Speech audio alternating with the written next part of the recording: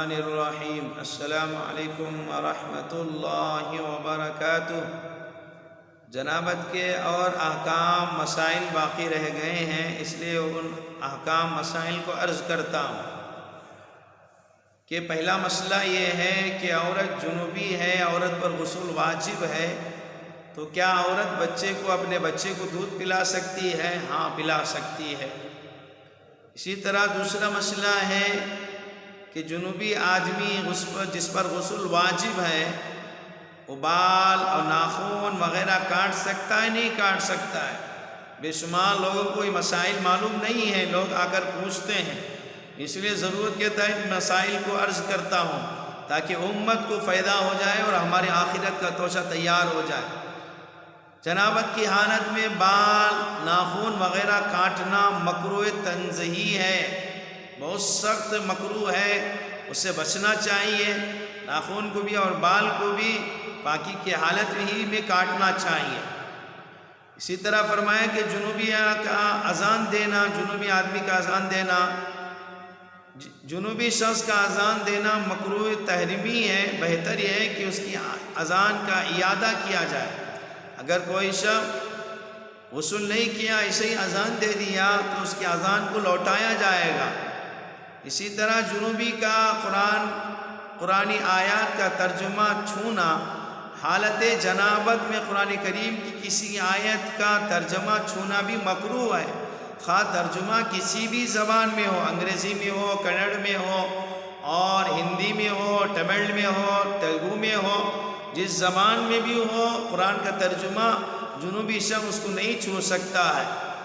اسی طرح جنوبی کا دینی کتابیں چھونا، جنابت کی حالت میں کتب فقہ وغیرہ کو ہاتھ لگانا خلاف اولا ہے، اچھا عمل نہیں ہے، اور ان کتابوں میں جس جگہ قرآنی آیات لکھی ہوئی ہو اس جگہ ہاتھ رکھنا بالکل جائز نہیں ہے۔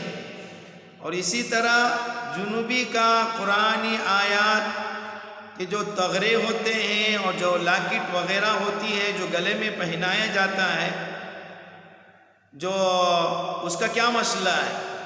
اگر کسی پتل وغیرہ کی پلیٹ یا گلے میں پہنے جانے والے لاکٹ وغیرہ پر قرآن کریم کی پوری آیت لکھی ہوئی ہو تو آیت کی جگہ چھوڑ کر کنارے سے اس کو پکڑنا جنوبی کے لیے جائز ہے، مگر اس آیت والا حصہ بدن کے کسی بھی حصے سے مس کرنا درست نہیں ہے۔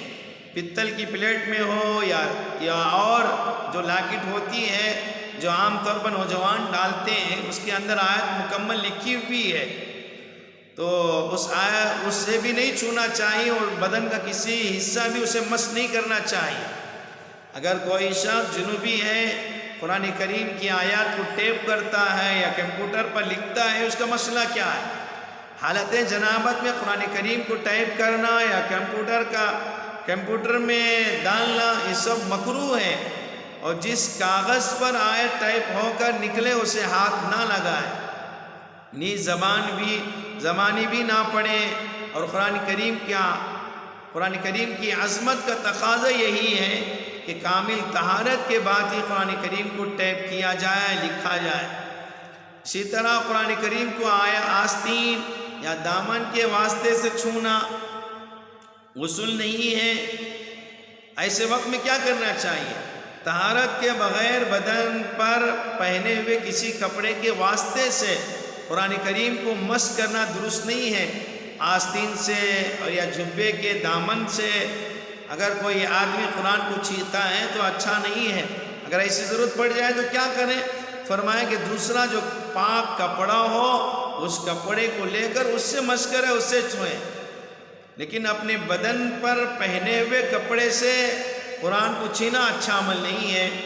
اور اسی طرح فرمایا قرآن کے اوراق قلم وغیرہ کے ذریعے سے پلٹنا، بے وضو شخص کے لیے قرآن کریم کے اوراق کسی لکڑی یا قلم وغیرہ کے ذریعے سے پلٹنا جائز ہے۔